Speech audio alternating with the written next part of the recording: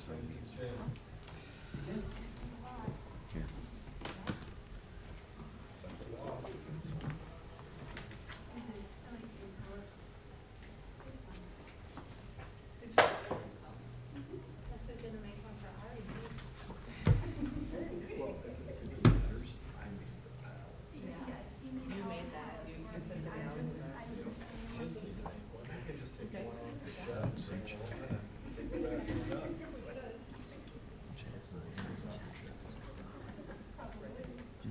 That shed is that.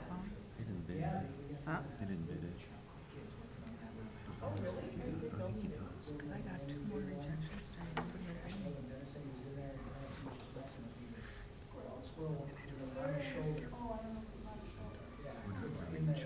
We're just gonna read.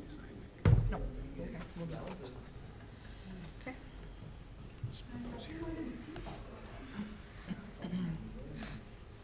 Right. I think he's staying on. He might be a little.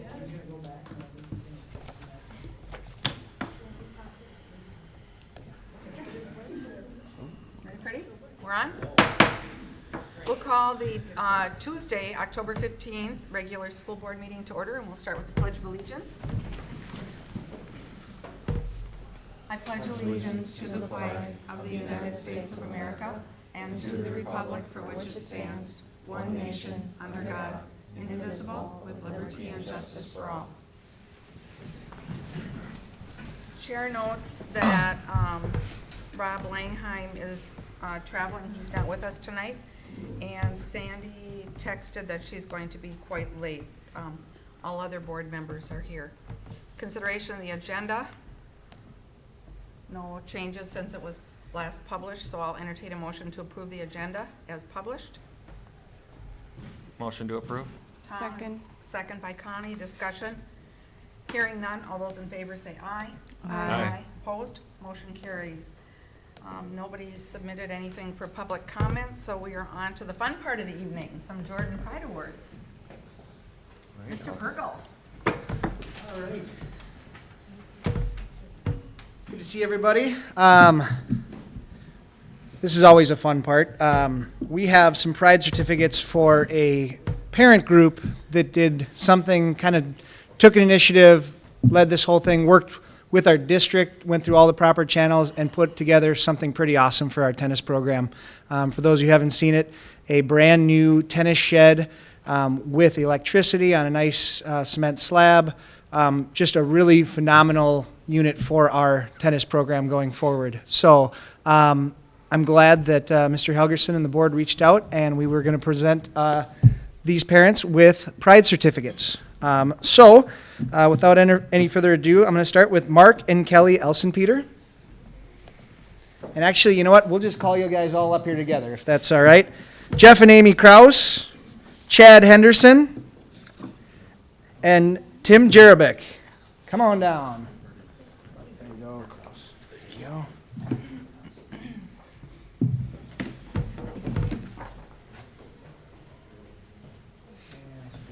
Chat down here. So, yeah. Let's have you guys actually come out right kind of in the middle here, if you don't mind.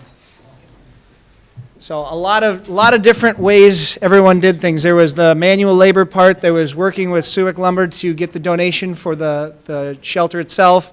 Working with Mr. Bezick in the facilities department, and just all around, just hard work. And so we appreciate them very much for all that they did and the legacy that they'll leave with the Jordan Tennis Program.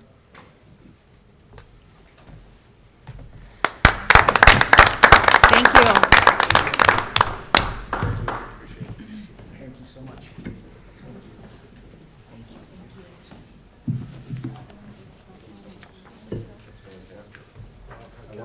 Okay. Thank you, thank you. Thank you.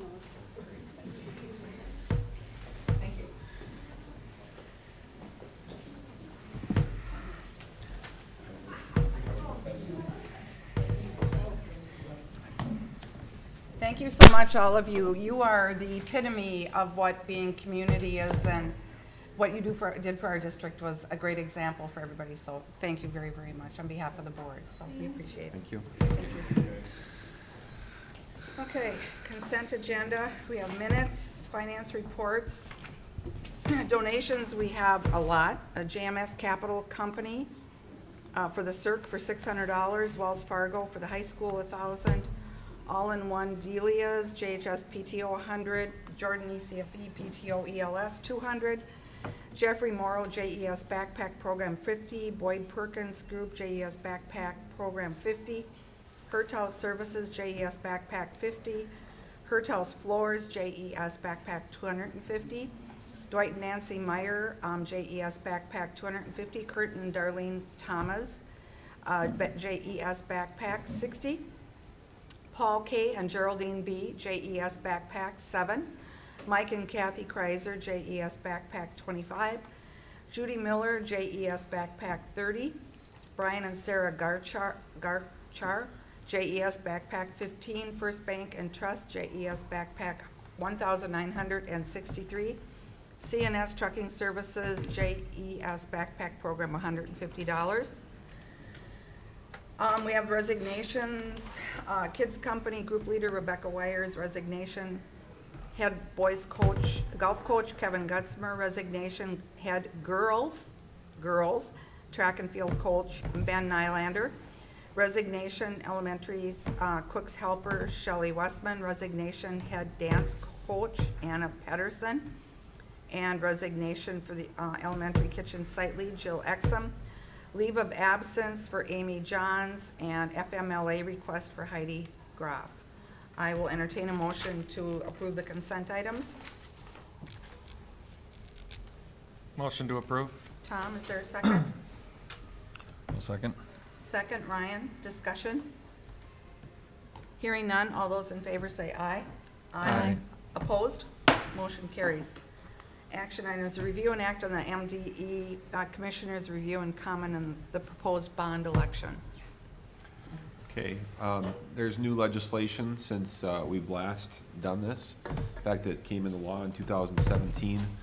It requires school boards to hold a public hearing as part of a regular school board meeting, similar to the truth in taxation, so that the public may review the report and ask questions about the review and comment associated with the district's proposed and upcoming bond referendum. This is not for the operating side, it's only for the bond side.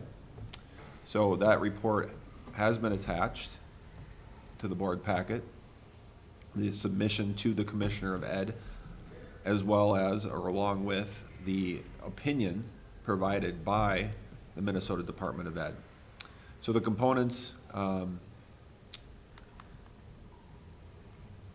this are to summarize the projects proposed to be funded, which is what the review and comment document does. Summarize the Commissioner's review and comment, which is also attached. Mention that the same has been or will be published in the district's official newspaper, which it has been in the legal section, and invite questions from the public. And there are no public members here unless Chad or Joe would like to ask questions about it. So as you will note, I already mentioned these things, but we did receive a positive opinion, favorable opinion from the Commissioner of Ed. So therefore, the referendum has to pass by simple majority.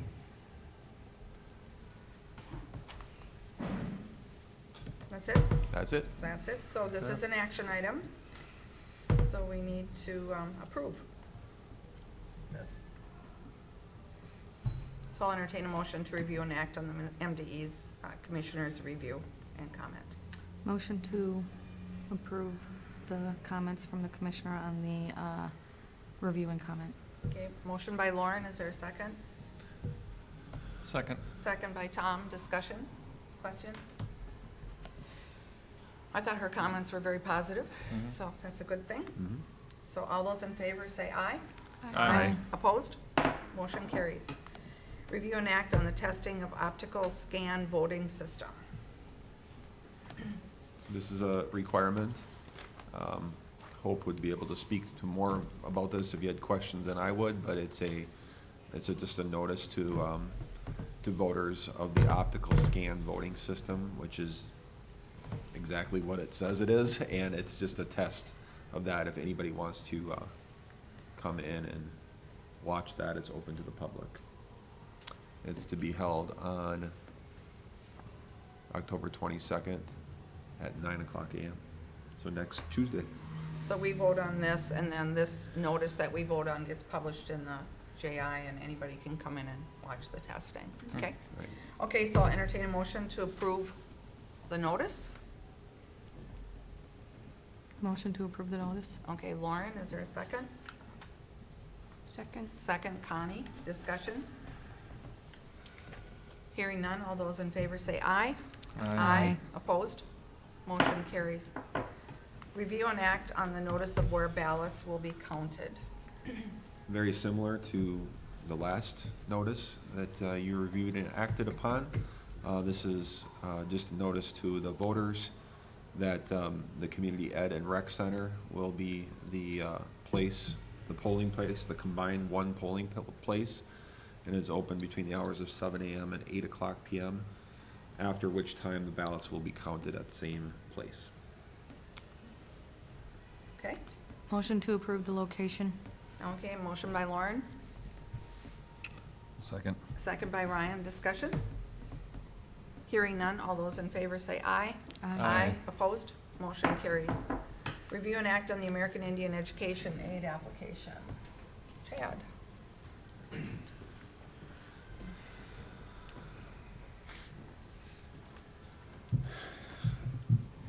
So what we have in front of you is, by October 1st, we have to develop our, what is called an IEPP, in an Indian Education Program Plan that we have to do annually and yearly based upon the budget that is provided to us by the state on our American Indian count. So I believe this year we have roughly around 55 identified students who are American Indian in the school district. And at the bottom of the plan has the budget amount for this school year, which is around $27,000. But the plan, as we scroll through it, it aligns to the world's best workforce. So what we look at is how do we increase literacy skills in our elementary pre-K group of students, and also K-12, and then also how do we support our students at the post-secondary, the high school level. So a lot of our projects, and our not projects, but a lot of our support is going towards literacy. We have our largest group of students are currently fourth grade. I think there's around 12-ish students that are in the fourth grade. So we're really focusing on utilizing our equity specialists to work with groups of students on culturally relevant resources that we've purchased in the past that you've seen, and being able to meet with those students and increase their literacy skills. We also are utilizing the after-school program to try to get our students some tutoring and support in reading and math after school. So we've been reaching out and sending letters to parents on getting students who are struggling academically and providing after-school support for those students. Post-secondary students, the high school students, a lot of our secondary students, we're working on portfolios, or they have folders that are helping them.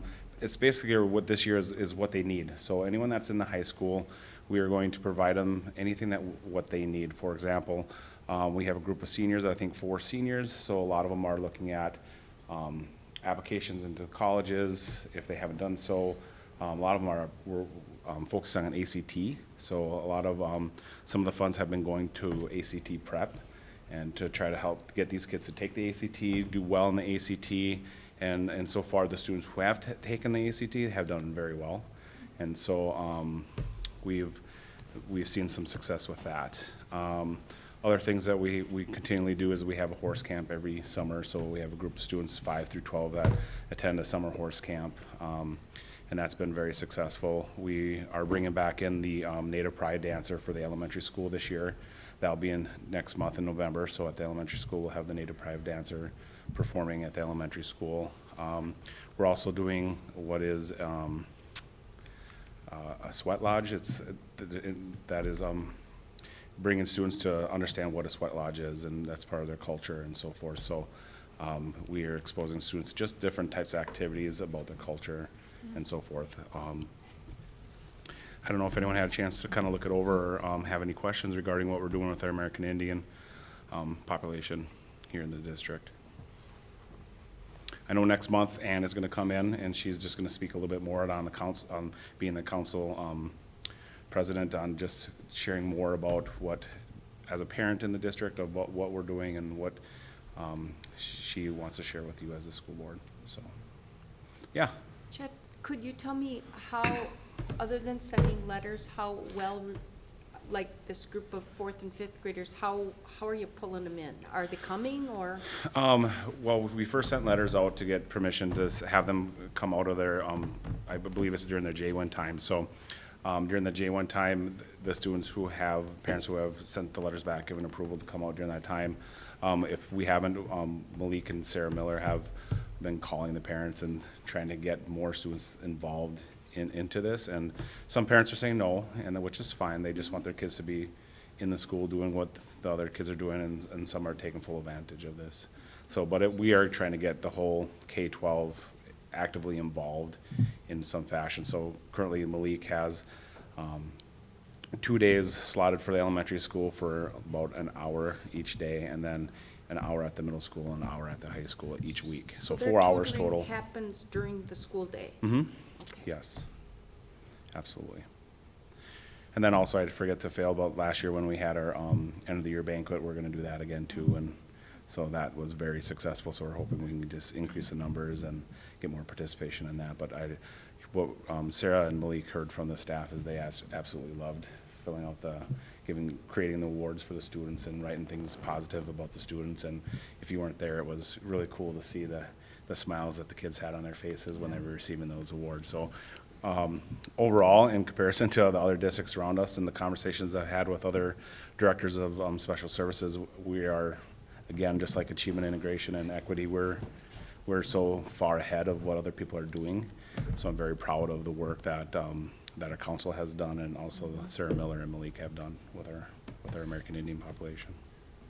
Very passionate, engaged council. Yes. The members that have been attending the meetings are. They're all in. Yep. They're all in. And you know, with that number that we have this year, that the identified population is starting to grow. It is, and the council members are really diving into the data on the academic, and they really are pushing us as a school district, saying, what are you doing to help increasing the achievement of our students? And so they're very, they're holding us accountable as a district and supporting our American Indian students, especially with academics, which is great. Are most of our kids from Mid-Waukegan, Sue? No, Or a variety? they're a variety from Okay. all over. Because I know Mid-Waukegan they're pumping a huge amount of money into this exact thing. Mhm. At King. We have a few, and we actually have people from the Mid-Waukegan tribe. They do come and they do meet with the students.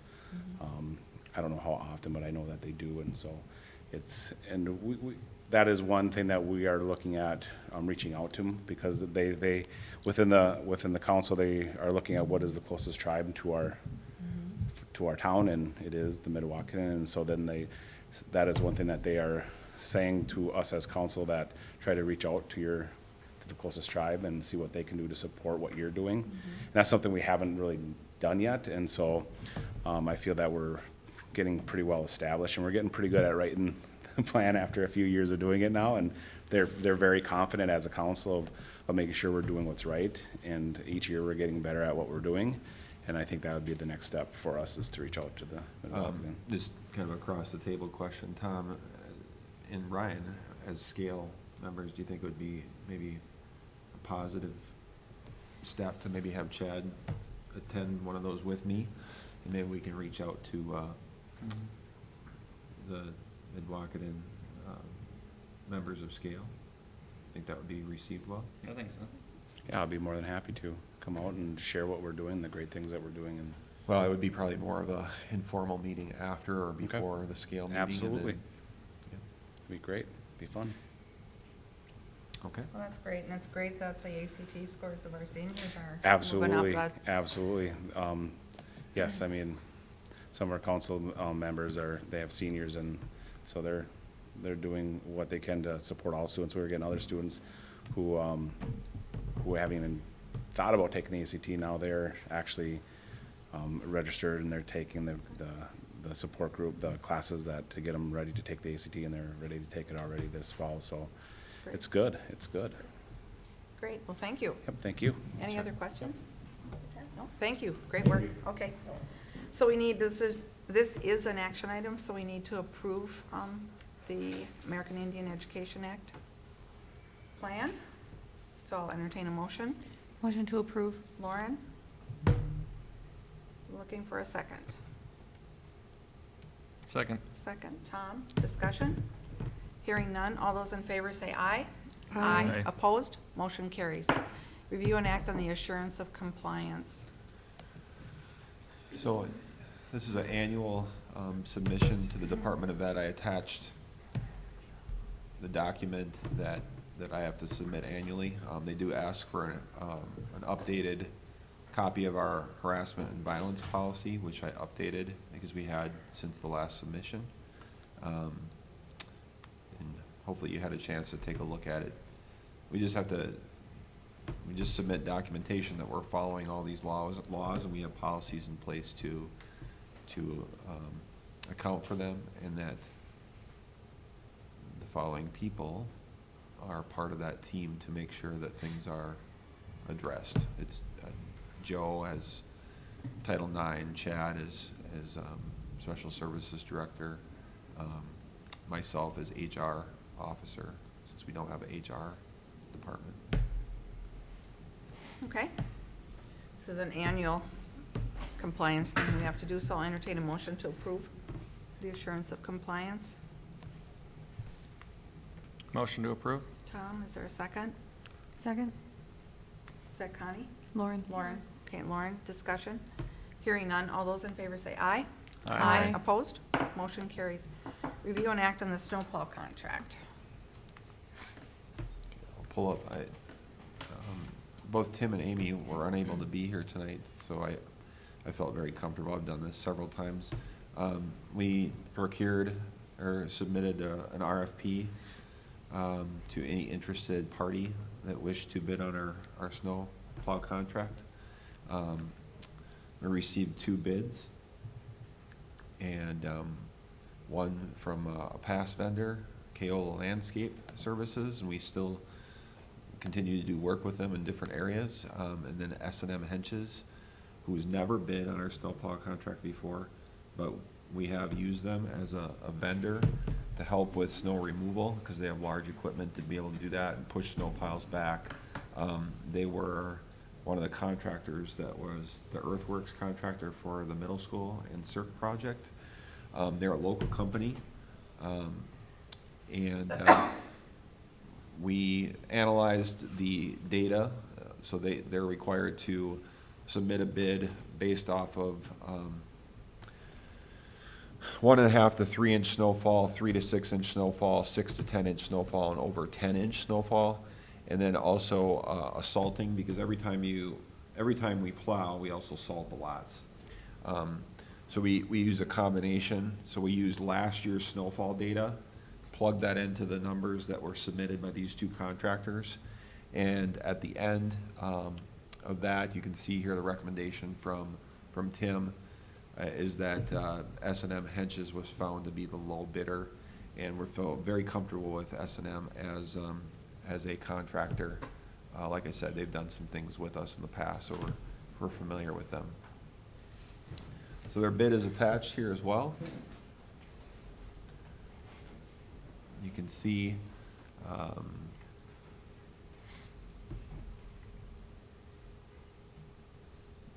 what they quoted per snowfall. They also did provide us with a lump sum quote, which we asked for in the bid documents. And their lump sum quote was $29,150, and that excluded salt. So if we looked at last year, and I just want to give this to you because we're not recommending we do this because it is a gamble, but if we would have done a lump sum, if we would have taken that lump sum last year, we actually would have saved about $3,000.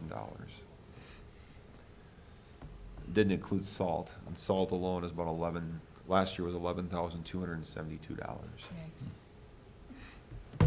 So we can either win or we can lose. You could have a year where you have very little snow, and the bill might be $15,000. So it's just a matter of comfort level. We looked at it. We didn't feel it was a big enough difference to recommend to you that we take the lump sum, and rather just do the by time basis. In part because oftentimes we do plow for less than 1.5 inches of snow. We like our lots clean, as it helps reduce work comp claims. Safety. Okay. I will entertain a motion to approve Captain Hanch's 1920 snowplow contract. Motion to approve? Tom, is there a second? I second it. Connie? Okay, questions, discussion? Personally, I like to give local people a chance to work in our district, so I'm glad that we give them the opportunity. So are we approving both the vendor and the program, like you said, per time or season, or you're recommending just to do it on a as-needed basis? I'm recommending to do it on an as-needed basis. I mean, that is a great point, and you could certainly say, no, I think we should take the gamble. So it really is two pieces to the motion.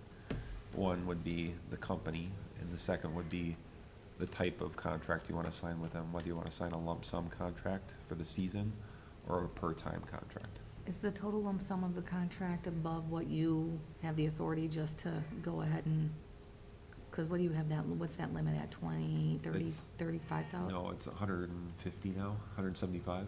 Okay, and so this is way lower than that, so why would we need to, I guess, approve whether or not it's a per time or per the Well, contract? Because we have to decide today Today. on whether or not we Okay. want to take that gamble. Okay. There's often a lot of things that I bring to you that don't necessarily need your approval, but I think from a transparency standpoint, it's important to do that. Okay. So, So, Tom, do you want to clarify your motion? No. It's gonna snow a lot this winter, if the amount of rain we've gotten, but I don't know. If you wanna do it on a per time and you think you're comfortable with that, then that will be my motion on a per time basis. we'll Connie? find out at the end of the year if we were right. Yeah. Connie, it was your second. Are you Yep, okay with I that? second Okay. Tom's amendment or whatever he changed. Okay, clarification, so I don't think we have to vote on it as an amendment, but, okay, any other questions? Okay, all those in favor, say aye. Aye. Opposed? Motion carries. 8.7, review and act on board member community ed advisory council assignment. Okay, so when Jesse Erdahl resigned from his seat, he was serving on the Community Ed Advisory Council. And in discussions with Stephen Jensen, I felt like it was a natural fit, since Ryan was replacing Jesse, just to ask Ryan to serve on that committee. And Ryan has agreed, but we felt it was important to obtain full board approval to make that assignment, since it is not the first Monday of January. That's right. Motion to approve his assignment to the Community Ed Advisory Council. Okay, I have a motion by Lauren, Second. second by Connie, discussion. Hearing none, all those in favor say aye. Aye. Opposed? Motion carries. Thanks, Ryan. Review and act on the addition of the junior high golf team, of a junior high. I'll ask Mr. Perkel to come back to the podium to discuss this with you, and I think it's going to become a trend. We've done this with one other activity and with cross-country. Yep. It looks like this will be the next one, and there may be a next one. I think that the golf coaches saw the cross-country program do this and have seen success with not so much wins and losses. This isn't really about that. It's about giving kids opportunity. There's no reason why we cannot allow sixth graders to compete on our middle school golf program. They obviously, even if they're good enough, cannot compete at the state high school league level. Sixth graders are just not allowed to. But they can compete, get the training, and work within our middle school program. So it's kind of a win-win. We have them prepared in sixth grade to see what the program looks like as they move forward. And it provides an opportunity in another activity where our numbers are a little lighter. We did this in cross country because we were a couple of girl injuries away last year from not even having enough on the team.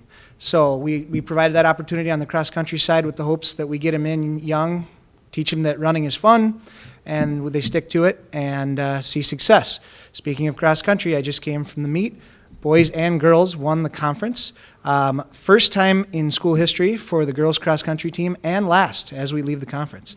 So there were some unhappy people in red there to see that. But very fun to see both of them successful. And then as I was leaving to come here, our middle school kids were off and running too, and saw a sixth grade boy running by who wouldn't otherwise have the opportunity to be there. So the same thing with golf. We wouldn't look to probably ever do this in a football, a basketball, an activity where we see large numbers. But even Mr. Williams talking about the Panther Cubs and wrestling, everyone thinks we have 1 million kids rolling around in the wrestling room. We don't. We could use more. So, very well, wrestling could be next on the agenda. But right now, we're here to talk about golf and the addition of sixth graders to that program. While we're talking about golf, you'll see, and I don't know if we've already gotten past the resignations, just wanted to get it on the record. Coach Gutzmer, very appreciative of the district, wants to be a part of the golf program, different capacity. He's got a son, 2 sons now. Well, one son still competing in college during the spring, during the golf season. Wants the opportunity to go along with this middle school level to drop down to a more developmental level coach and provide that training at a lower level with maybe a less of a time commitment. So both Kevin Gutzmer and Ben Nylander will, although they resigned, will very much be a part of those 2 programs, and if not even more so going forward in just different roles. So I just have a few questions.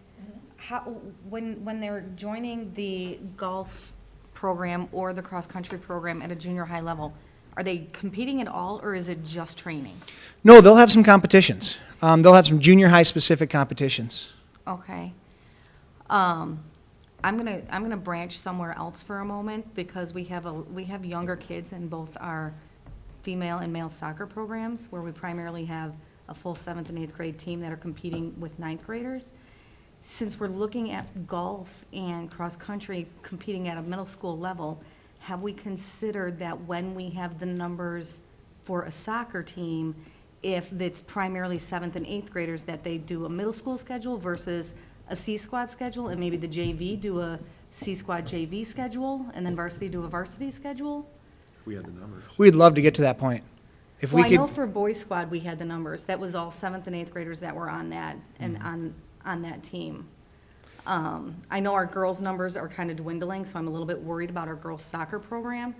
And so I'm totally in support of this, by the way, the golf thing going down to 6. I just don't understand how it's gonna work, who they're gonna compete with.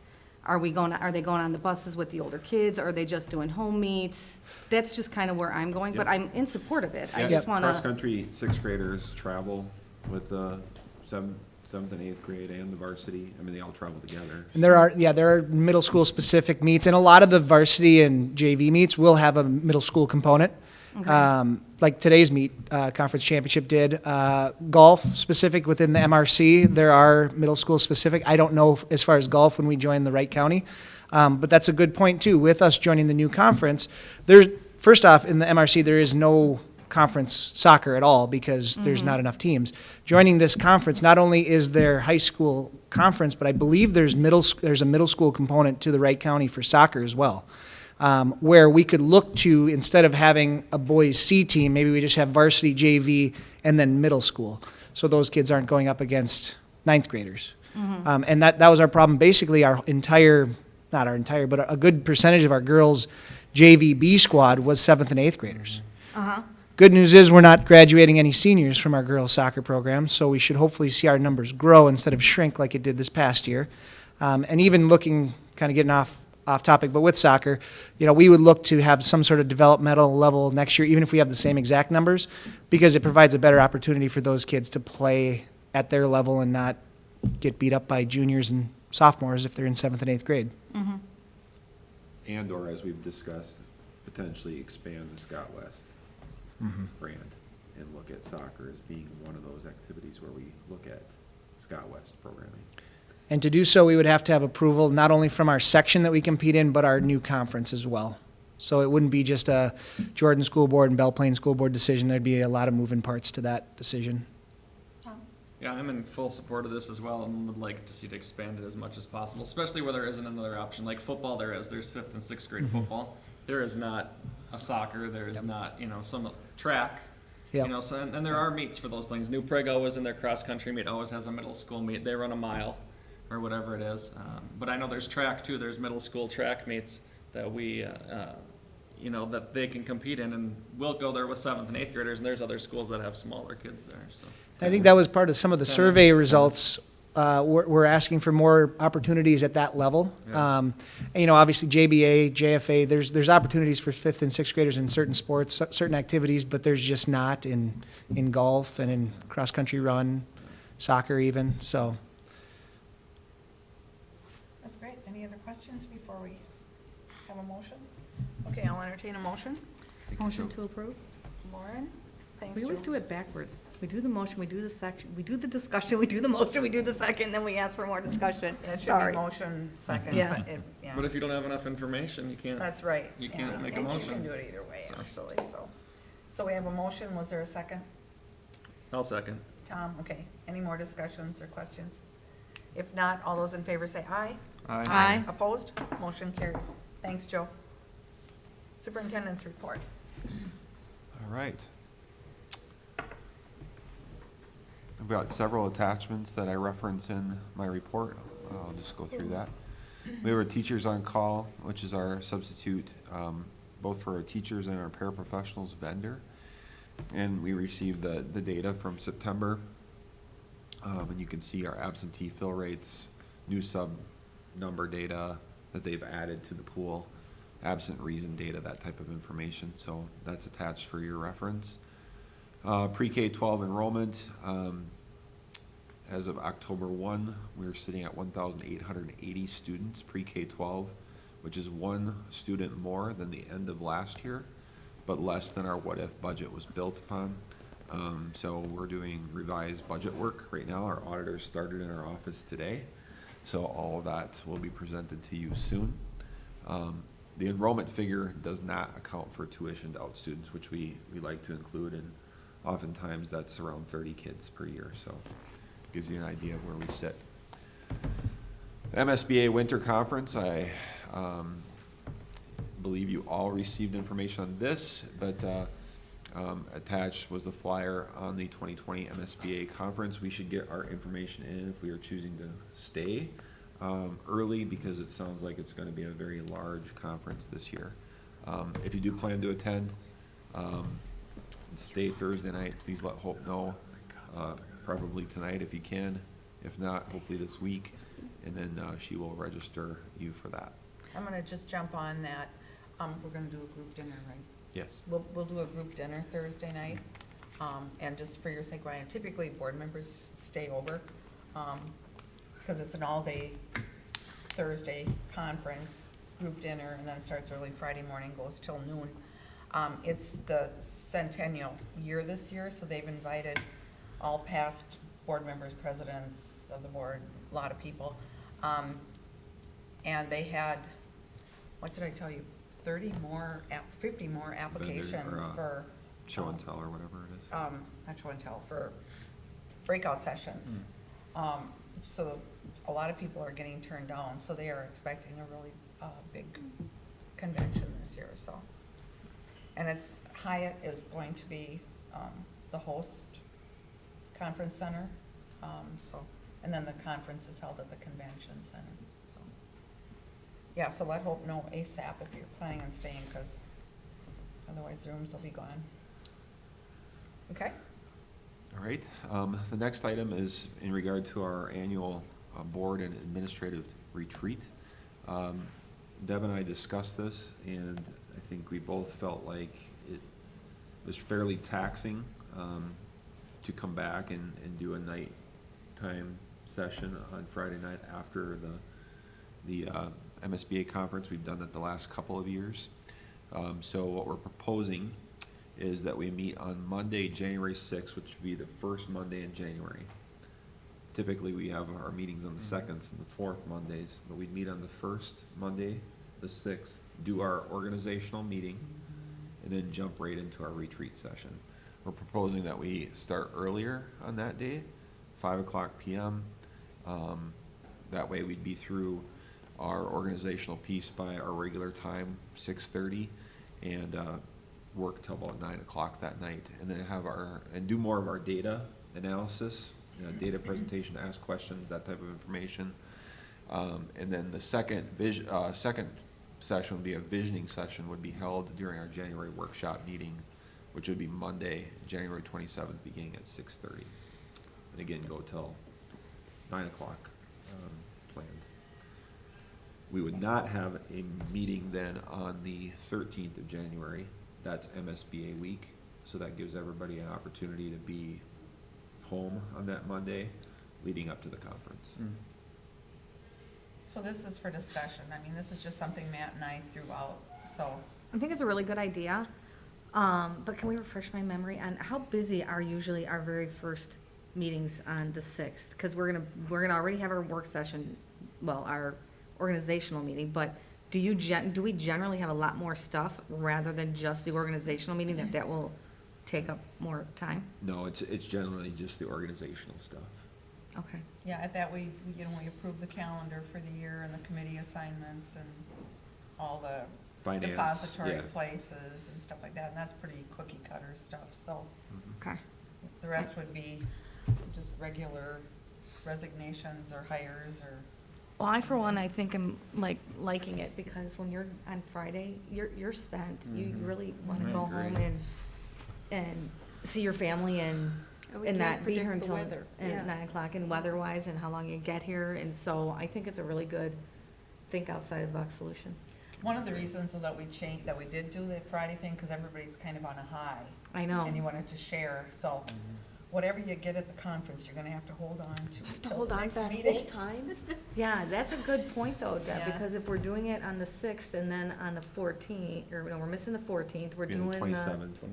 Okay, no, okay. But Yeah. here's how I would look at it is, take the data that we'll present on the 6th, so that'll be fresh in your mind. Mhm. Go to sessions and think about how the information provided at the sessions might fit into some of the programming needs that address some of our data, the questions that arise from some of the data. Does that make sense? Uh-huh.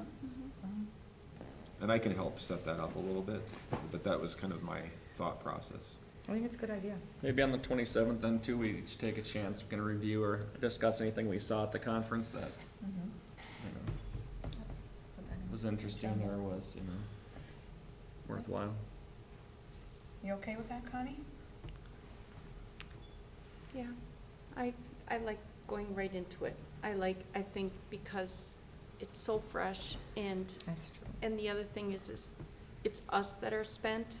It's the staff comes in. I mean, I understand that's a Friday, but I'll go along with whatever I just really think that we're on a high and that is really nice to be able to share that with what we do. But I'll go along with whatever the group decides. Who knows, maybe we figure out that it's not the right thing and we go back to the way it was the following year. Yeah. You know, it's, Can try that. because I agree, you do. You leave there and you're like excited and you got great ideas that you want to share with everybody, but Yeah. We'll try it. Okay, Okay. okay. I've got two other things on my report. One is the strategic plan. We've talked a lot about that. We've had it on several work sessions. I just wanted to give you notice that it's in final draft form. We've done the operational plan. I feel good about this. I feel like the team, really took the information out of the input that you provided, and we put that into our organizational operational plan. So the process, or the next step in that process, would be next Monday, we have our Curriculum and Tech Advisory Committee. That's the agenda item, that will be presented at that meeting. And then we'll take any input we receive from that, make any last minute additions or tweaks, and then publish that plan on our district website. That's what's recommended by TeamWorks. take any comments that people might provide, and then we'll seek board approval on that in November. Hi, Sandy. Thanks, Amy. And then finally, on my report, the referendum required mailing, we call it a fact brochure. There are certain components that we have to provide. Polling place, voting information, tax impacts, sample ballot questions. All of that information was included, plus we combined that with more of a fact brochure. And I did attach that for your review. That must arrive in households. A minimum of 30 days before, or a maximum of 30 days before, a minimum of 15 days. So next Tuesday is the 15th day. So it's currently at printer. It was been at printer since last week. It's a bigger brochure. They will have it absolutely to our post office by Thursday morning, and it'll go out. It'll have to be out Friday, Saturday, Monday. So, Okay. just FYI on that. Could I ask a question? Connie? Going back to the, your report on the report card from Teachers on Call, Yeah. I have a concern that we're only filling 25% of our paras. Yep. What can we do? Nothing. Every single district, I was at Southwest Metro this afternoon for Beat and Confer. The bulk of the meeting was about, we can't fill subs. And paras is one of the biggest. I think it's, I feel bad for the other students. I Yeah. feel bad for the teacher. 25%, I think, I feel like we were promised more than that. They're just not out there. Yeah. Well, is 64, is that the days? So basically every day we're missing a para that we can't fill? Do we need to hire a full-time para that's just Yeah. a floater? Yeah, that's what I was In just our thinking district. too. No. I don't think that works at all. No? We tried it with our teacher experiment, and you're gonna spend more money, and you're just plugging one hole. I mean, there's multiple holes. I mean, today's report, I get the daily reports and the absences per building. There's a lot. It's a lot of absences from teachers and paras. I don't know how you Yeah, solve so it. that's not one a day, that's two a day. Right? Yeah, Yeah. on that one. It's 64. September. 2 a day. It's 3 teachers and 2 pairs a day. How does the unpaid fall in here? Is that paras that have already used their days, Yep, and so they choose to take them unpaid? yes. Is there any bonus system if they show up? We have it in the teacher's contract. And the teachers, but not the paras? Doesn't work. Other districts have piloted different things, tried different things. The one thing that I know that a couple of districts in the Southwest Metro have gone to is PTO, paid time off. So that's something that, potentially we could look at with our different employee groups going forward. I'm just not ready to do it right now. What is that, why would that make a difference Yeah. though? What would be? Because there is incentives there, and You're saying if you let them cash out PTO? Yeah. Yeah. So they would have to have no absences to So- be able to cash it out? yeah, well, you create you create an emergency bank, okay? And there's certain requirements, and again, Yep. we talked about this at Southwest Metro last week, because as Deb said, this is something that everybody's talking about. So some schools require, like, the first 3 days of a sick leave have to come from their PTO. After that 3, and then it comes out of their bank. It comes out of the emergency bank. And there's a minimum threshold or a maximum threshold of how many days you should give. There's an exact science around this whole thing. Any more days that you give annually, it doesn't work. Too few days, it doesn't work either. So there's like a sweet spot. And it's all, like, you're not questioning why people are gone. That's the ultimate piece, is somebody could go to Cancun for whatever the number of days, 7 days or whatever, you just don't question it. So there's positives and negatives there. They also like the idea of building up their emergency bank so that after a certain point, they can start cashing those out for incentive. But does that help this situation? I think it, what the people that are doing it say it does. Hmm. It reduces your absenteeism because there's more incentive to be at work. So I mean, like, just ours, we use PTO at our work, and you're allowed to cash out X number of hours per year. You know, whether you, Yeah. whatever, and you use the rest, and Yeah. that's just the deal. So you, I mean, your incentive would be to build it up and have enough, and Yeah. whether you have a minimum threshold where you can only sell down to so many hours, but. It's a And at my catch-22 office, because you use it or you lose it, and you get to Yeah. carry over 1 week, and that's it. I got a sailboat today that said, take vacation. You have 5 days that you must use by the end of December. I wish I would get And I those said, because where I am give I up 2 going? weeks every year. And they said someplace warm and sunny. Nice. But that doesn't help. I I'm don't- concerned about, It's a tough way to do that. I don't know how too. to solve the problem. If, I- if somebody has an idea, I'm all ears, because I have no idea. I personally don't believe paying more is solving the problem. no. You're gonna pay more and have the same problem.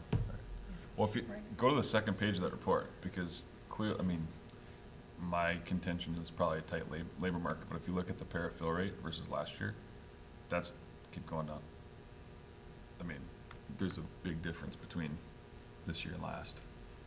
And my hunch is that it's kind of at a pay threshold that's very competitive, right? And just not, probably not, you're not gonna be subbing as a para, you're gonna go do something else with that. I think the economy has That's a lot to exactly, do with it. I think so, absolutely. Mhm. I just think, I mean, the main thing that you want is you want more people here when you need them, and that's why I'm wondering if you're not hiring somebody that floats around, so you've got people that are here when you need them, instead of filling when you don't, you know? If you've got this problem every single day and you hired a full-time person, you shouldn't have to worry about one of the fill rates at least. So I'm gonna say something that may not be popular with people or employee groups. There's no magic number on how many paras a district should have. Some people would look at our para numbers and say we have too many. Some people would say you have too few. Our teachers or our paras would probably say there's too few. If I had an independent analysis done, I'm guessing that they would say we have more than what we need. It's all dictated, most of it's dictated by IEP. Right. Okay? The way you write that in to the IEP is the key. Like, is it a shared para, is it a one-on-one, what's the ratio? And, you know, some districts get in trouble with that special ed cross-subsidy thing. One of the main reasons why is overstaffing with your ratios. So it's a really tough, fine balance. And like I said, I did, Chad and I, actually Chad's not here anymore, but Chad and I did more of like we just did a day workload analysis. And we went and walked classroom to classroom. We had our list of where paraprofessionals were staffed, and we went classroom to classroom. And again, it's a snapshot in time, but you look to see activity, you know, what's the workload look like, what does the student need, and what does the ratio look like? It's really hard to say. I mean, there were some where I thought, well, you know, I question that in that snapshot in time, but I don't know what that kid is like from Right. day-to-day I was gonna basis. say, I was gonna say, 2 there can hours be a later, it huge could have been difference, like yes. 5 minutes. 2 minutes Holy later. You were Yeah. occupying their attention, Right. you know, Yes. maybe But just there were being situations a where there different were, person. you know, for example, 2 paraprofessionals, 1 teacher, and 20 kids. You know, okay, so again, that's where I talk about how you schedule it also needs to be reviewed. So we've actually talked about that with Melissa about next year's, it's too late this year, but next year's schedule. Is there a better way to balance it? Because right now, that's not created administratively, that's more staff-driven. So there's a little concern that if it's staff-driven, I mean, we all are gonna create a schedule that's a little more favorable, you know what I mean? Again, it's a real touchy, delicate topic. Thanks for your answer. I just Yeah. see numbers and I want to make sure that our kids are getting serviced. I do too, I don't know how to solve it. Okay. High school principals report?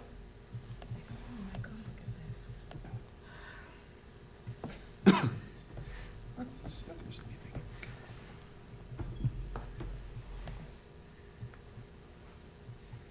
Any comments or questions about Jeff's report? Homecoming went well, knock on wood. It was a good week.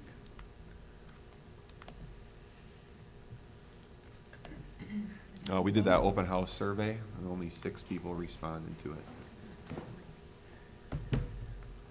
So it's hard to get a gauge on whether or not that, we talked about after the fall open houses, to get data on what people felt. We had 6 responses for the high school.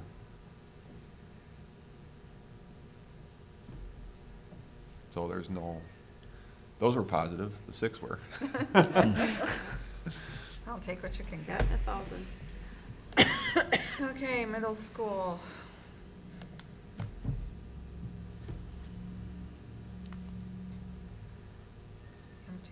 MTSs, NWEAs. Testing.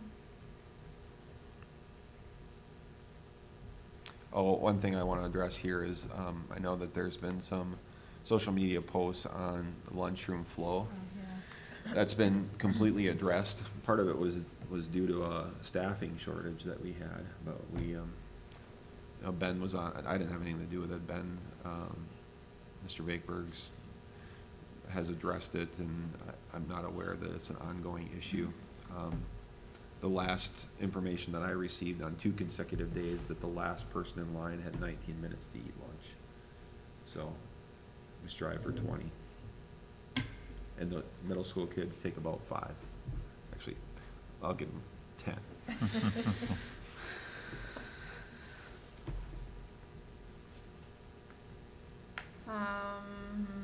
Elementary principals reports. Any comments or questions on that?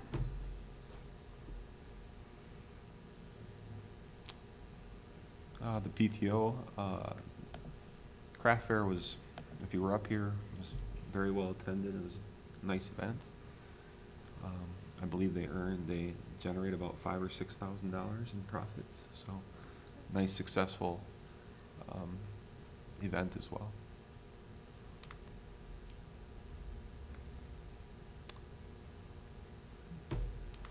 Okay. Director of Teaching and Learning.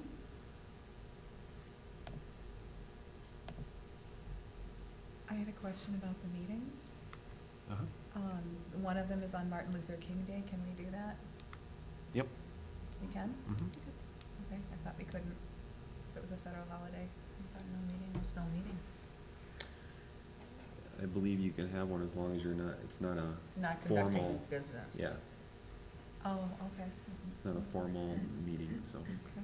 That's right, yeah, if you're not conducting business. So. Who's the alternate for that?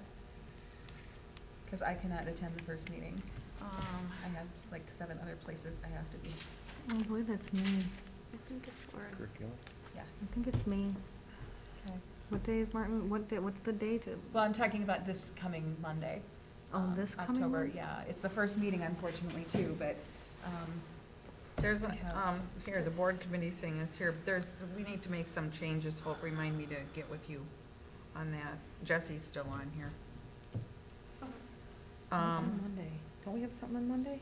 yeah, that's the City thing. school, It's the financial, curriculum, it's you and me and Connie, and Lauren is the alternate. yep. It's at 5 p.m. so that we can go to the big meeting after. Okay. But Okay. there's a financial aid presentation at 6. I have a YIG meeting. I have the JV Jamboree for cross country, and, yeah. So I would like to clone myself, but I don't know if other people would appreciate that. Can I get on the email distribution as the alternate? Sure. Or no? Because I didn't get it, I don't think I got an email on it, so.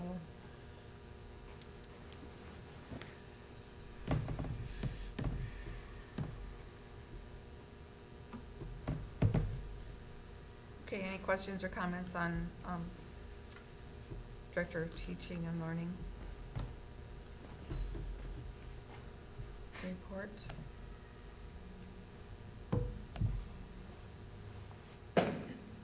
Okay. Communication, nope, community ed, wait a minute, back up here. Activity Director's report.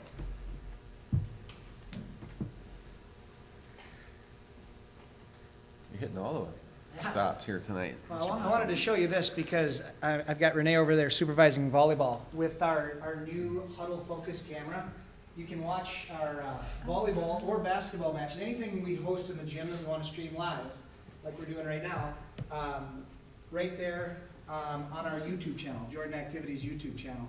Cool. And you'll notice this is kind of cool. One of our viewers complained, I can't tell what the score is ever, so we are one of the few schools in the country that are beta testing. We actually have our scoreboard. So there's a little Cool. picture of our scoreboard in the Oh, bottom very cool. corner That's there. awesome. What is it Cool. called? What is the site? It's, if you go to YouTube, Yeah. you can just type in Jordan Activities. You'll see anything that we're streaming live. If you subscribe, you'll get a notification anytime we go live. So, yep, that little score bug is kind of a nice feature that we added there. Is that the same one the football game was on? No, That's different. Huddle they don't have the technology to do outdoors yet because of the wind, rain, glare, all those things, especially with the way our stadium sits. It'd be tough with that sun, that first hour of the game. So they're working on it, but we're not there yet. So So the who- gym. The game was on the other night. Oh, that was prepspotlight.tv. Oh, yeah, sorry. Yeah, we are still doing this. We don't have a permanent camera. We have, shout out to Eric Poss and Alan Hodak for taking the iPad and climbing up into the crow's nest on these cold nights and streaming it. So, yeah, sorry, I was confused there. So, yeah, we are also streaming our football games right now and have the ability to stream any activity as long as we have somebody able and willing to stand by the camera. I was fortunate enough to watch that game from my nice toasty couch in front of my fireplace Yeah. with a warm blanket. Yeah, so, the positives, we're giving everyone an opportunity across the world to see our events. May take a little hit at the ticket gate for some fair weather fans who may not make it all the way to Worthington.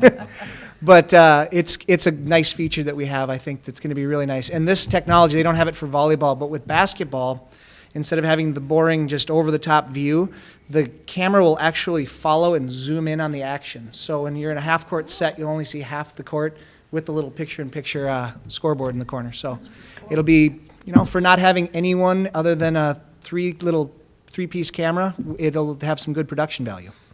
All right, my report. I think first on the list was next year's football schedule. Next year is a quirky year where we do not start fall sports until August 17th. The pushes everything back. So typically, like this upcoming Wednesday is the Wednesday of MEA. The Wednesday of MEA will be week 7 and not week 8. So we will play that Wednesday night of MEA, week 7. And then we had to work it out with Marshall, who is playing a Friday night with Waseca in week 7. So we can't play until that following Wednesday again. So we'll go Wednesday next year. They're playing Friday of MEA? They're playing Friday of MEA. Interesting. Yep, so home team has a choice. We're going to be at Worthington. They've selected to go Wednesday, and that's fine. Pretty standard, I think, across the state. But that causes a problem for the next week because what we'd love to do at Jordan is play that Tuesday to provide a full week before the Tuesday playoff matchup. Can't do that now with Marshall playing on Friday. It's a numbers, they have to have X amount of days off between varsity contests, and it doesn't give us an extra day. So, and Thursday would obviously be too late. We don't want to go Thursday, Tuesday. So next year we'll go week 7, 8, and playoffs go Wednesday, Tuesday. So not ideal. Won't be an every year kind of thing. Won't even be an every 5, 6 year kind of thing. But it's kind of what we're stuck into this year. So I will make sure we reach out to our local religious groups and remind them that that's going to be coming down the line. Labor Day is really late next year, Yeah, Labor Day is like so. 6th or 7th of, yeah. So, and we'll play that first game that Thursday before Labor Day at Belle Plaine, kind of like we did this year. Next on the list, I believe, is Gaming Club and esports. As I said earlier, I think the biggest thing we can do in the district is provide opportunities for our kids. And we have a large amount of kids that I don't see in fine arts or athletics that are in our gaming club. And if any of you have children who play video games, It's not going away. It's only getting bigger and bigger, and there are millions of people streaming these esports leagues. And even I was watching late night, I don't know if it's TNT or TBS, they had it what looked like a full basketball arena of people watching kids play video games. The best of the best playing video games, this esports league. So I don't know, the guy who just won the Fortnite thing won $4 million, $3 million. So anyway, esports is coming whether we like it or not. And we have not only an interest from our students, we have a passionate adult advisor staff member in the district, our high school tech director, Brian Stewart. He is going to kind of take this thing on. He's going to be going to the Booster Club meeting next week to propose that Gaming Club gets a spot in the Booster Club so they can start raising money. Currently, and I'm not going to get into all the tech lingo, but you have to have a certain type of processor, type of computer to play in these e-leagues. So in order to do that, we would have to purchase somewhere between about $4,000 to $7,000, $8,000 worth of computers. Computers we're going to be purchasing anyway for the district. In speaking with Stephen Damlow, what we would need to do instead of purchasing these standard computers that we were going to buy and use district dollars for, the esports club is hoping to come in and pay that extra money for those computers to be the right kind of gaming computers. So we could have district use by day, and then after school use them for the esports league. What age group is this? Is this just high school, or would you offer it to middle school as well? I think to start, it would probably be high school. You have to have, I believe it's 5 or 6 per team. So we would probably start with high school, but I don't know yet. We haven't gotten that far. But it would all be, so it all has to be student-driven, the club.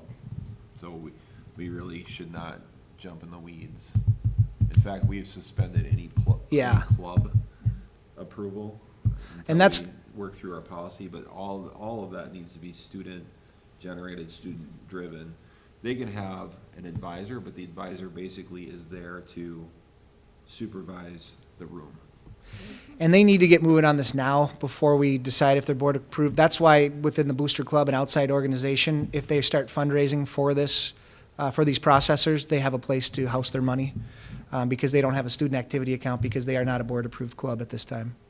So they would still have the gaming club, which is a non-competitive. You can come play Mario Kart, have pizza, a nice place to be after school that we provide with the gaming club. But the esports would be kind of that step above a competitive level of play.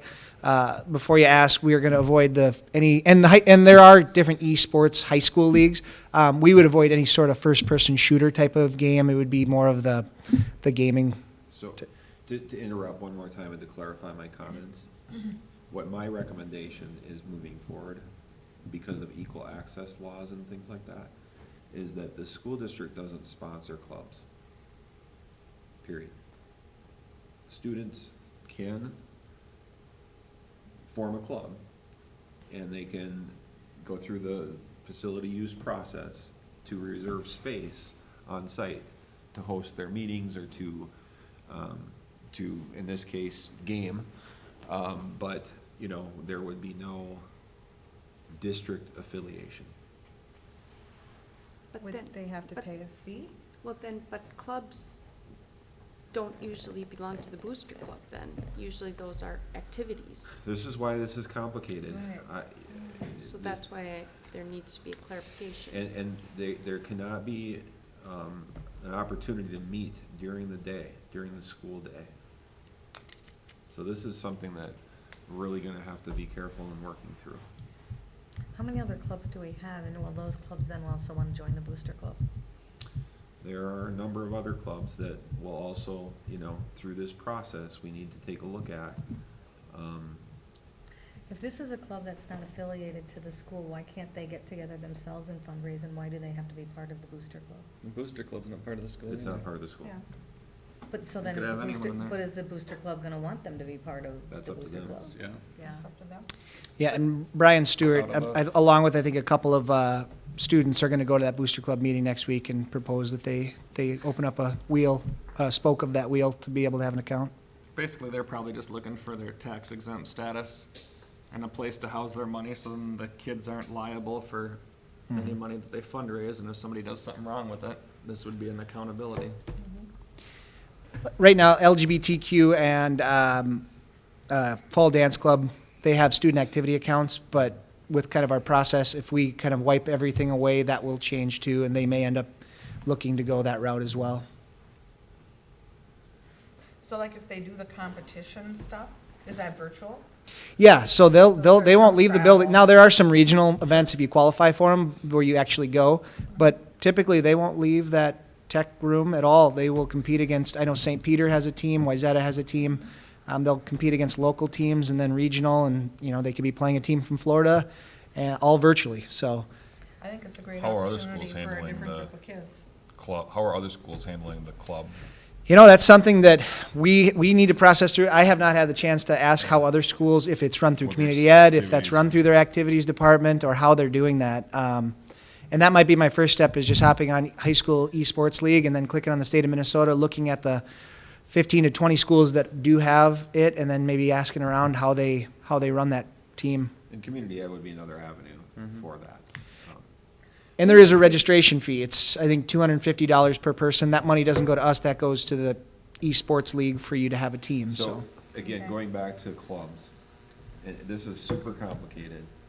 The policy committee members that have looked at this know that we've gotten nowhere with it. But there's something called Mergen factors, MERGEN. So basically what that is it looks at, is there an educational tie? If there isn't, again, based off of these criteria that some attorney developed, named Mergen, if there's not a tie, then a school district is advised, at least by some legal counsel, not to sponsor them as a particular club. But that throws a wrench in a lot of things. But look at coding. Coding right now is like, you ask kids, what do you want to be when you grow up? I want to be a gamer. I'm going to be a coder. I mean, there's lots of money in that that's coming down. So where does robotics fall into? Robotics is a club? Robotics is a activity? What, where are we? See, this is where we're at. Okay. We're in limbo. I would say, don't, we're not shutting the door on you, Joe, because this is. No. This is. Regardless, they can move forward. Yeah. You know, regardless of what becomes decided. It really doesn't, if you break this down, the worst case scenario, or the biggest, what's most likely to occur would be they become student groups. Student-led, meet before or after the school day, but can use facilities. That's really the We don't the charge worst them case for the scenario. use of the They can facility. use the computers. Well, we'd have to follow our facility use policy, so wherever they fit. I don't remember what category they'd be in, probably a category 1.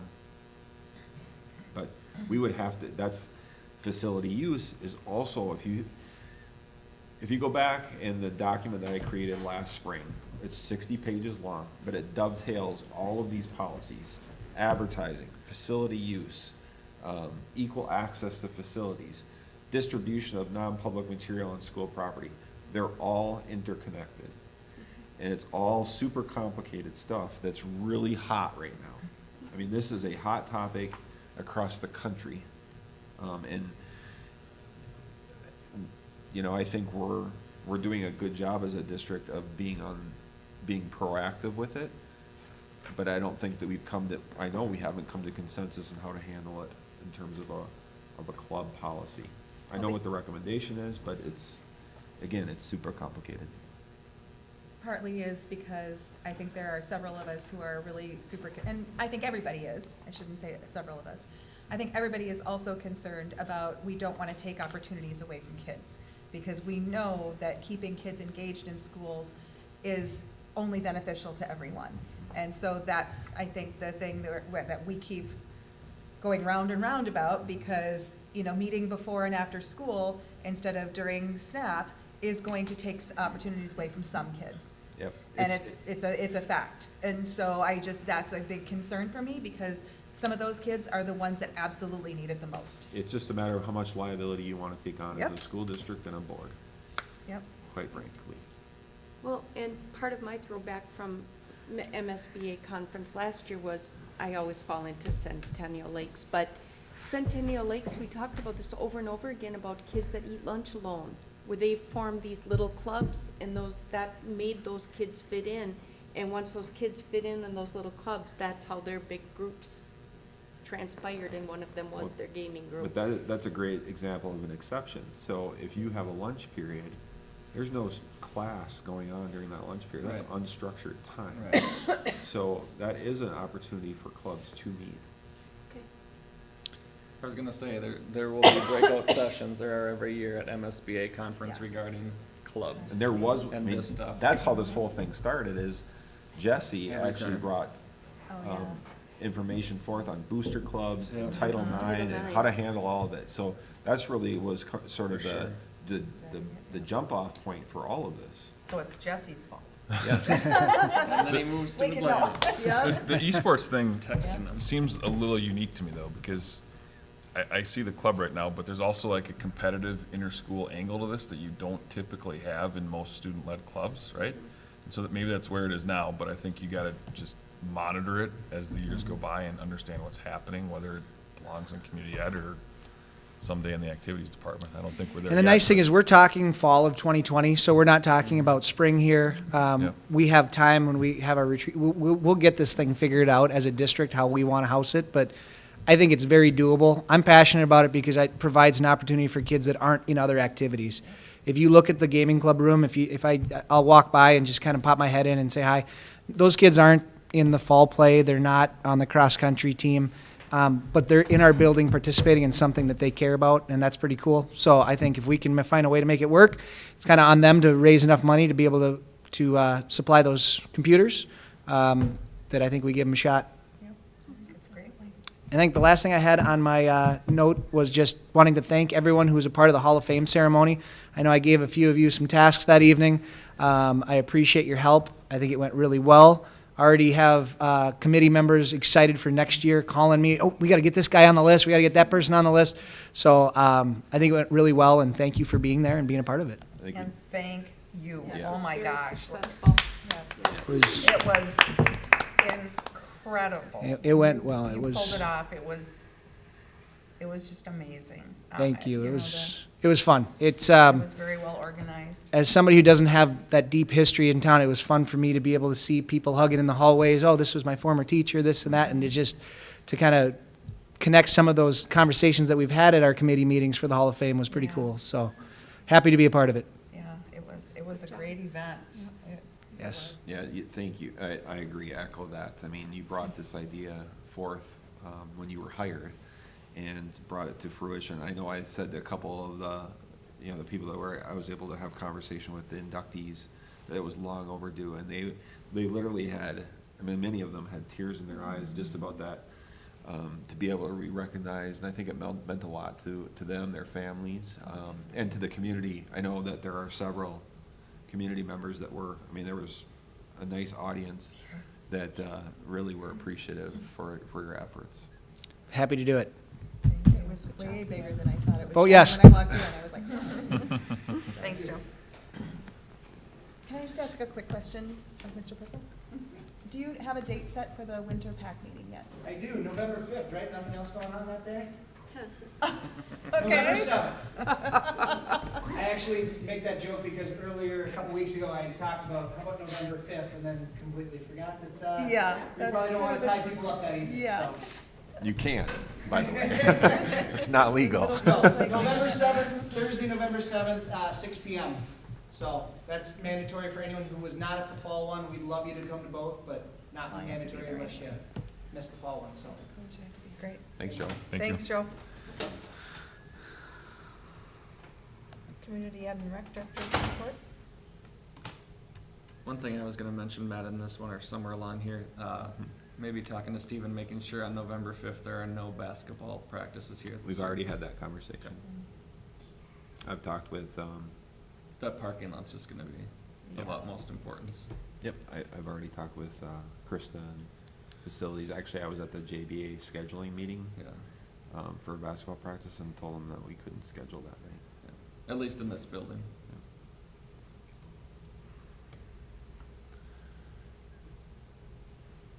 There's no law against it, but No, You wanna have a parking lot for Right. parking. Okay, communications, marketing, events, director's report. Any comments on that, Matt?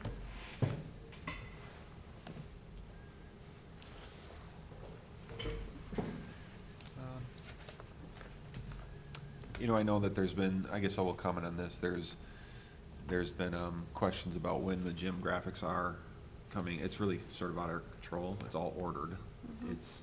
They're vinyl graphics is what they are. It takes 3 days for them to install them.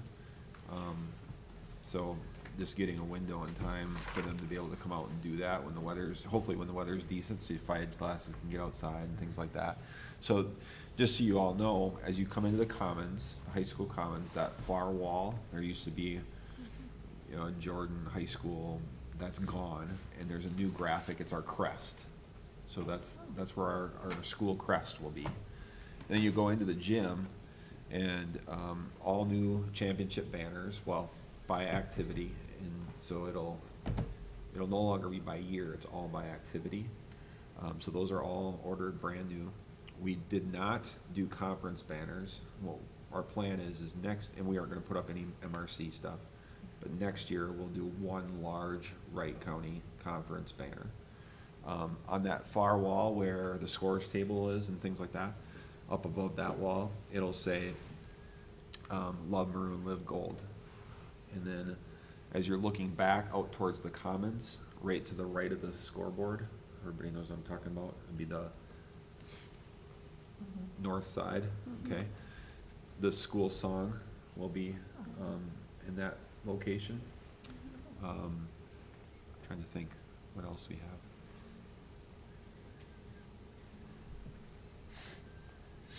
I think that might be it, but So it's it's not here in time to do over MEA like they said? not done being produced, Okay. so. Our school cars, all of our vehicles will all have common brand, you know, it's all being done as well, it's all in production as well. So it'll match our brand on our branding site. So any car that has old, like really old graphics, that stuff will get taken off and all this will be put on new. Okay. Nutrition director's report.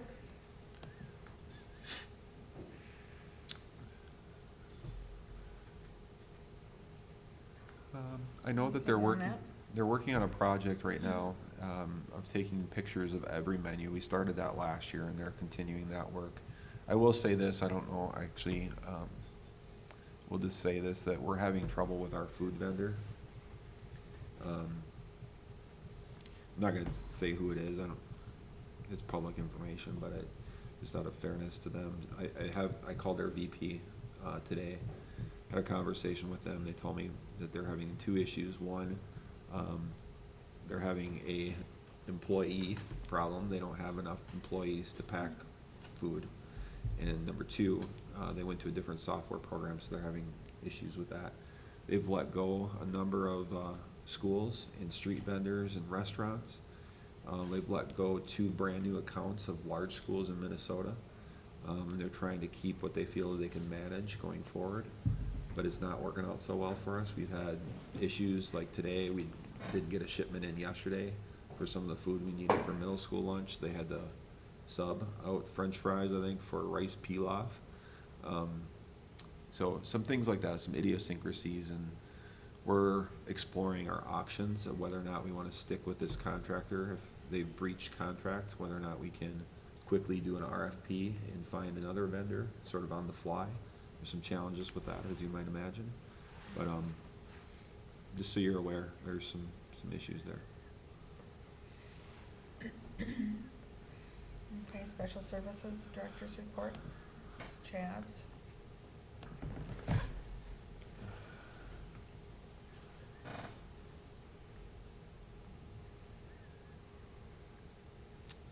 I know, I mean, one of the highlights here is they're testing some different assisted listening devices and things like that.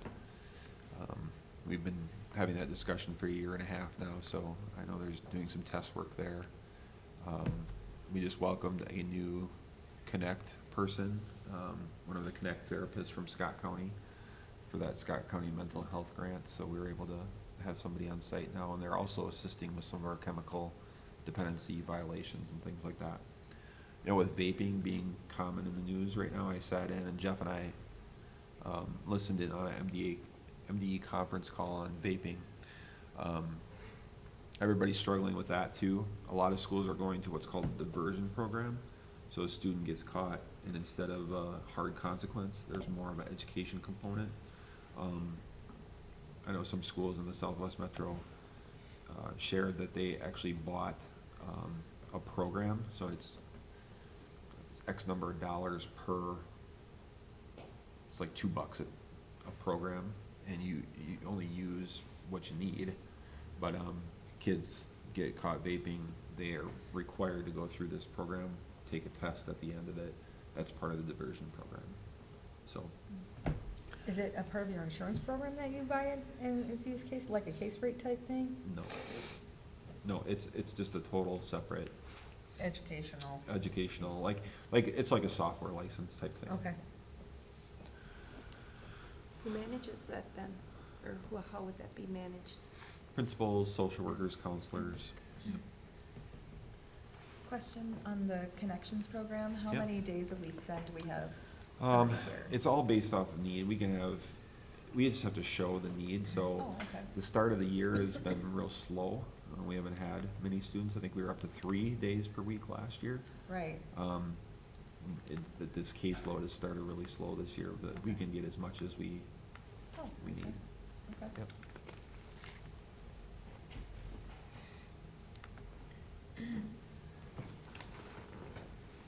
Technology Director's report.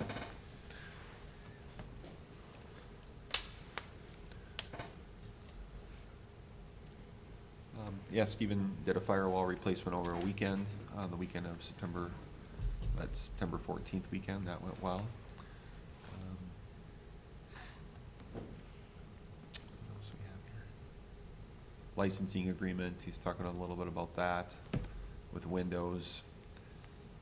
Server support ends this January, so he's looking at renewal there. I know that the conference call today talking about some new products within the Infinite Campus suite that would allow for parents to register online, so we're looking at that. It should be a nice feature for our staff, also for parents. And there's a whole host of other positive spin-offs that can come off of that, reminders and e-signatures and all different components that would really benefit us as a district. And so we're looking at that as well. It's not on Stephen's report, but just FYI. Okay. Tim's report, facilities. Oh, gosh.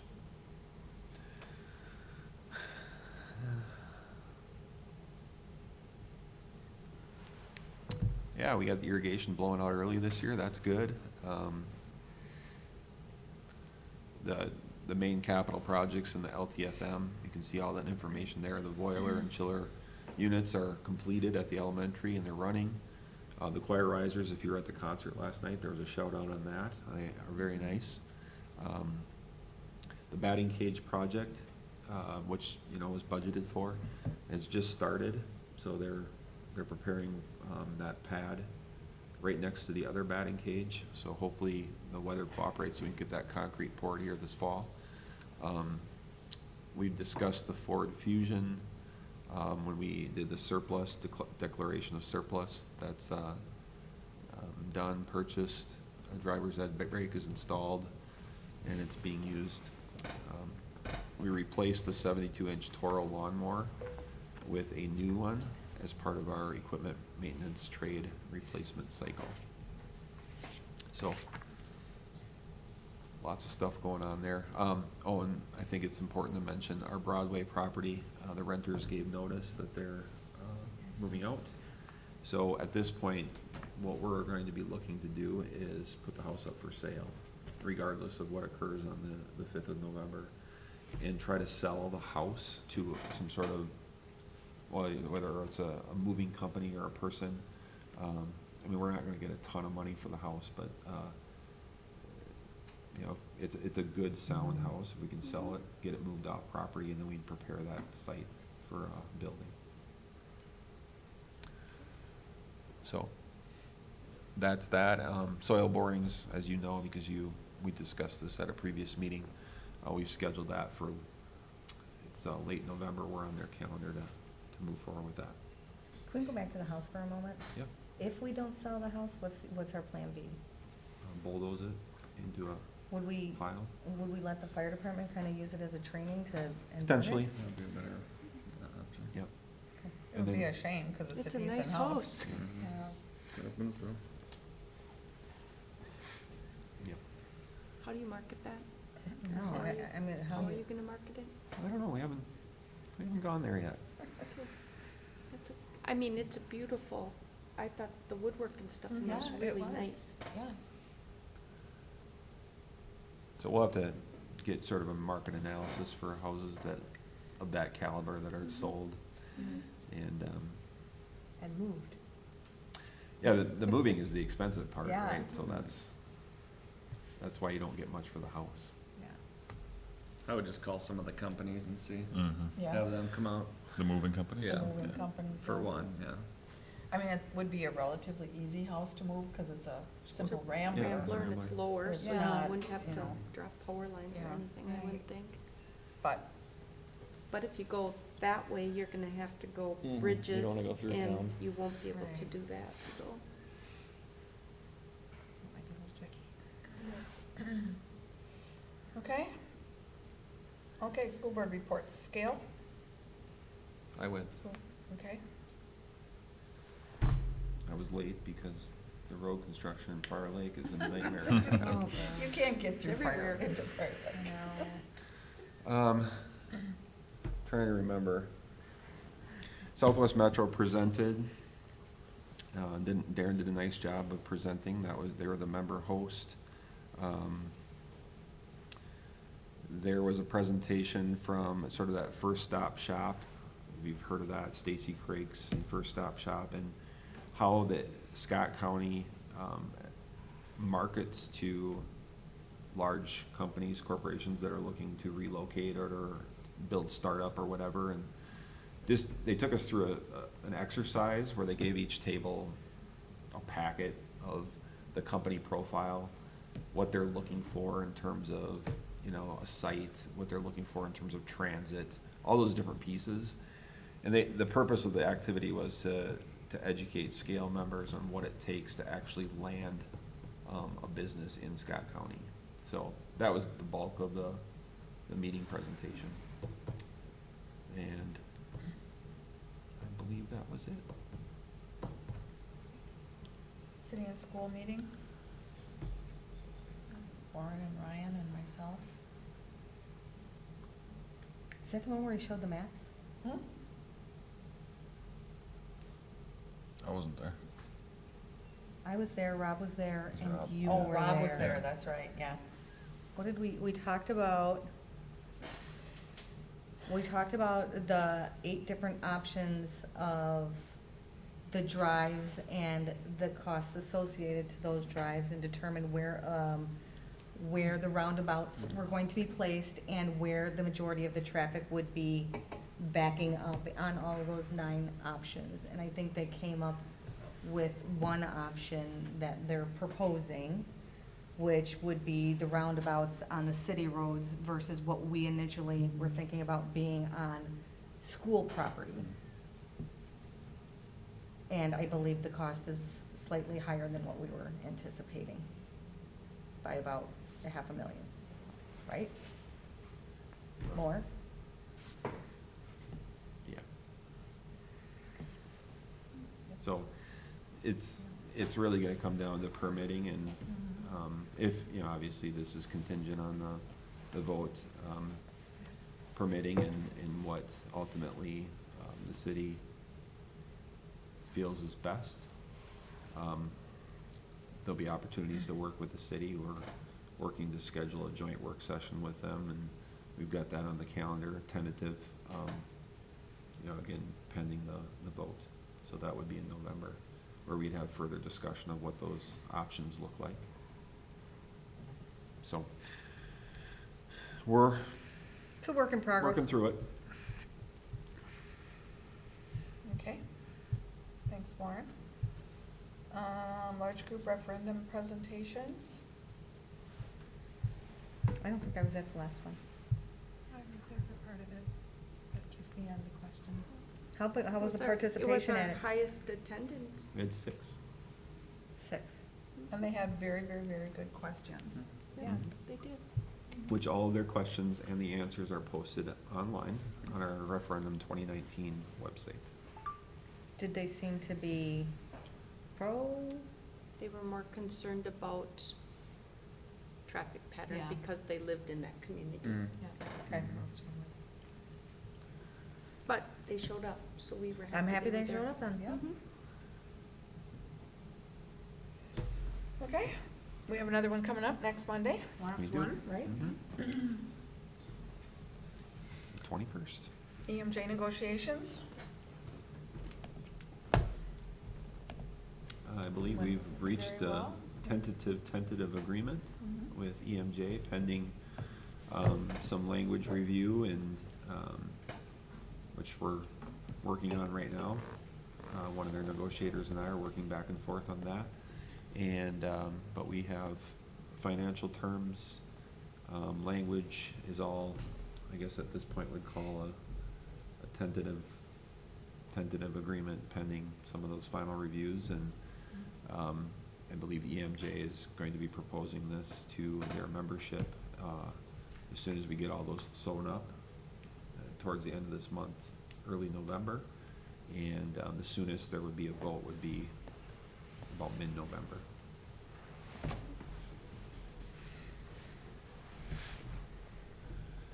Any questions about that? Okay, Booster Club? That's Is Rob. any- Huh? That's Rob. Rob? Okay. There's another meeting tomorrow night, right? Or is it tonight? What's the date today? Tomorrow night. Today's Tomorrow night. 15th. Tomorrow night's It's the Wednesday. third Wednesday. Is it the third Yeah. Wednesday tomorrow? Should be.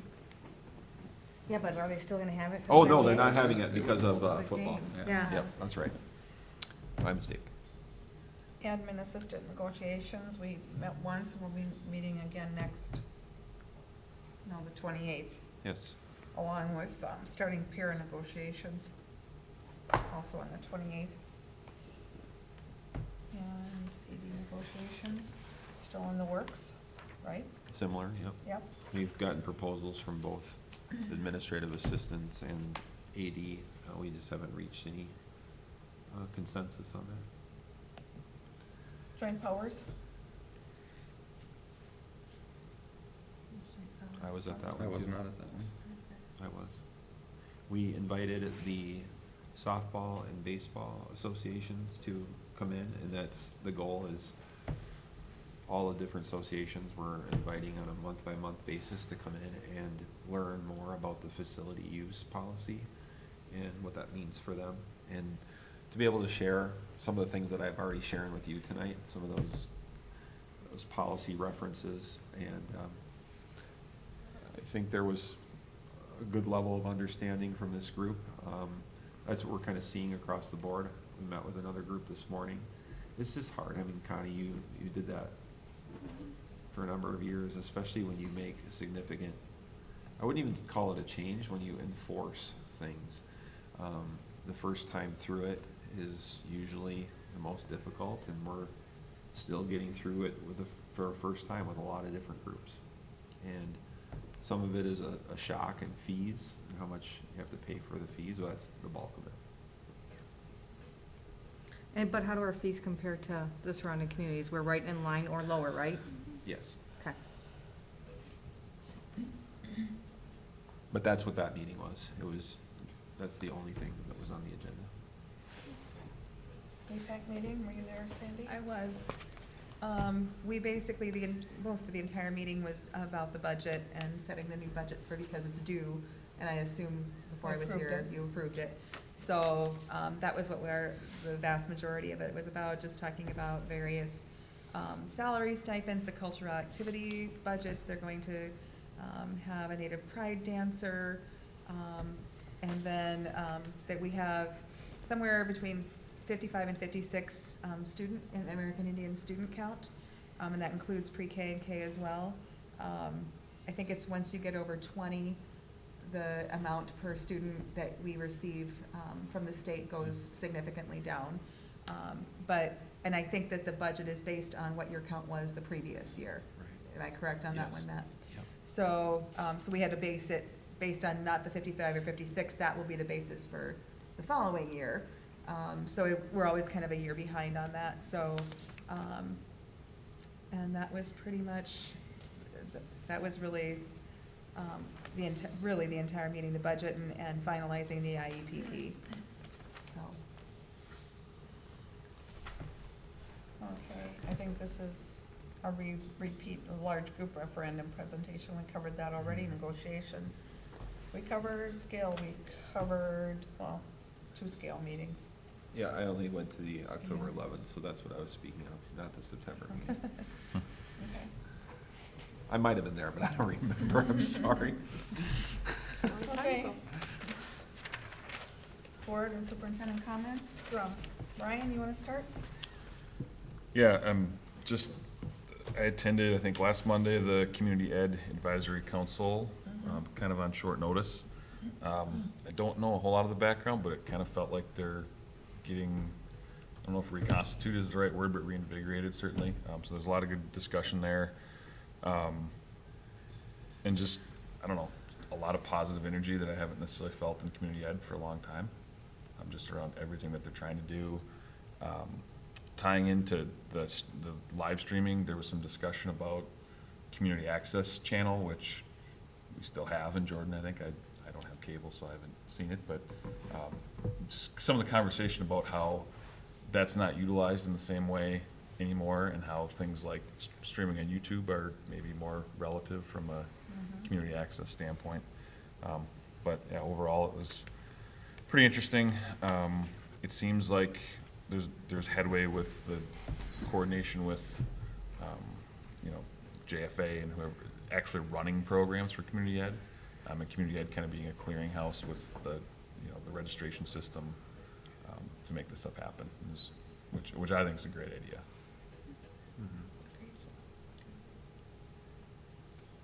Thank you. Any other comments or anything, Ryan? Lauren? No. I went to the Joe Perkle, the inductees nomination. Hall of Fame. Hall of Fame. That was awesome. That was really awesome. And the football game with the halftime, doing the introduction, and the weather was beautiful. I attended our girls' first soccer game in the playoffs, and they won one game, made school history, and then they lost when they played Mankato East. But you know what? They got next year. They had a great season. What else did I do? Hosted. Huh? You hosted. What did I hosted a Colombian student. That was fun. Nice. Amy Peters really does a great job with that, you guys. Oh my God. And you want to talk about the communication that came to us host families on a weekly or daily basis, or like a 3-day basis, giving us prep of what we need to make sure our students knew, where they needed to go, what they were doing. I mean, she just has her stuff together. And then what else did I do? Did I miss anything? I can't think of anything else. I think I'm good. I did volleyball, football, watched the concert last night. I think between K-Check and my phone, I could be pretty entertained. I love listening to people. They just think our gym is so clean and so ready, other than the graphics that I've got to get on a few times, but Hall of Fame was awesome. Yeah. People still in the community are walking around with big smiles on their face, where you see somebody on the site.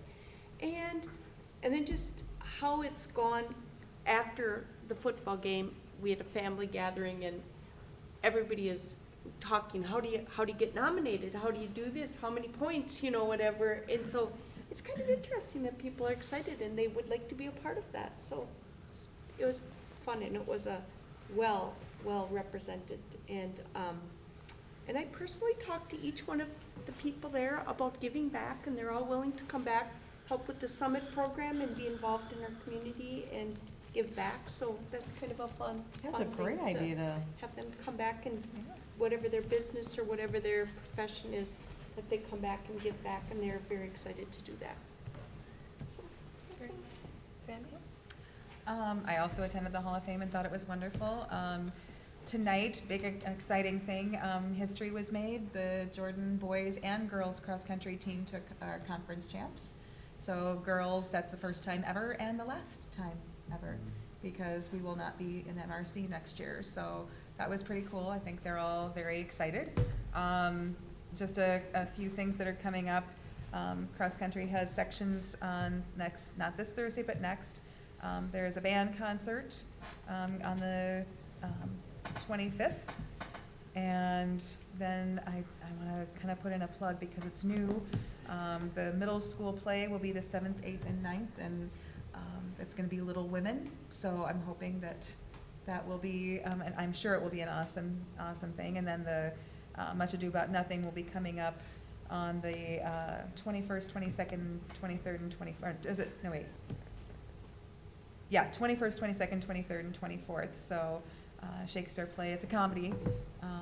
So that will be put on by the Jordan Theater Department. So lots of things going to be happening. I did get to watch a little bit of the choir concert last night. It was very well done, so as always. So that's pretty much, I've had a busy couple months with work, so haven't been able to get in as much as I would like to, so.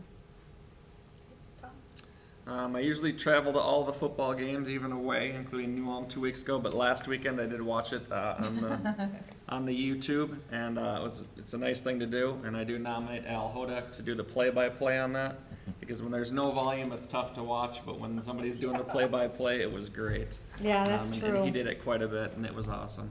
My family enjoyed the ECFE craft sale. We have a pink PVC bow and arrow set now at our house, among other things. Lauren already mentioned the girls' soccer first ever playoff win, but she did not mention that one Lexi P is now the season scoring record holder for Jordan with 13 goals. Wow. And she has That's awesome. two hat tricks, which is 3 goals in a single game. She did that twice this year. Awesome. And then, She had a really good season. yeah, it was awesome. And then choir concert was fabulous. I attended the 6 o'clock one and watched the 7:30 one on my phone. So that's Yeah, great, that's good. great option to have that Yes, it digital. is. I just love it. Yeah. Going back, when you mentioned that about Lexi, Joe Hewlett also is second in the second in the state state. for saves That's for right, as a soccer. goalie. So that's like a big thing Yeah. for us. And then also, I forgot about Drive for Your School Yep. was Saturday, and so I went down and did that as well. So hopefully everybody was able to get out. I know that there wasn't as high of a turnout. It was kind of a not a very nice day. I think a lot of people wanted to just stay home. So, but I was there about 2:30, and I was 1:29, so. I was there at 3:30, and I don't know what number I was, but not much higher than that, so. Yeah. Pretty much everything that everybody said. Congratulations to the teams. I have an invite from the Jordan S. Lions for each of you to attend the Veterans Day program that they put on every other year at the high school from 1:30 to 3:30. And they do an amazing job. So if you're free and can make it, it really is a great event to attend. And also the Jordan Commercial Club is having a patriotic event at the middle school on November 7th at 6 o'clock. They are having a speaker that's coming out that's talking on the Pledge of Allegiance. So it's for the whole community, and they've invited veterans to be there, but it's for the whole community. So that is really all I have too, so. Just a couple comments, in addition to my report. Last night I tweeted something out, and it just struck me as I was walking from the choir concert. The sun was sort of Oh, I saw. setting, and amazing. our parking lots were packed. And it just struck me as we are the hub of this community. And when you think about it, it brings all ages together, from preschoolers all the way through senior citizens, grandparents. And everybody that comes to our events usually has a smile on their face. So I think it's something we should be really proud of, and the facilities that we provide, the venue that we provide for that to happen, the staff and the work that they do with kids to make it happen, and the kids themselves for putting themselves out there. We have some really, really talented young men and women that give a lot of themselves. I just know now that my kids are getting older and they're involved in more things, and just from a parental standpoint and the juggling act. So I commend the parents for allowing their kids to do it, number one, but I commend the kids for their balance, their academic balance and their co-curricular balance, because it's not easy to do. So it was really cool. It was like one of those proud father moments. I really was struck by that. So that was the reason for my tweet. Let's see, the JFA attended the Hubman Bowl on Saturday because my son was playing, and I had every possible winter clothing artifact that you could have on. It still was cold, but you know, Ryan, you mentioned this community ed being a vehicle for that group and other groups. I commend that group of parent volunteers that really got that up and running. It's very similar to JBA and JBA and the Jordan Fast Pitch Association, but it's just another avenue for kids. So they're very passionate about that particular sport. They did a great job, well organized. So I think it's, like you said, Ryan, I think it's a great way to connect the school and these different organizations together. So I think that's all that I wanted to comment on. Attended a lot of the events that you mentioned, and fall went by really fast. So Yes, it did. moving on to the winter season.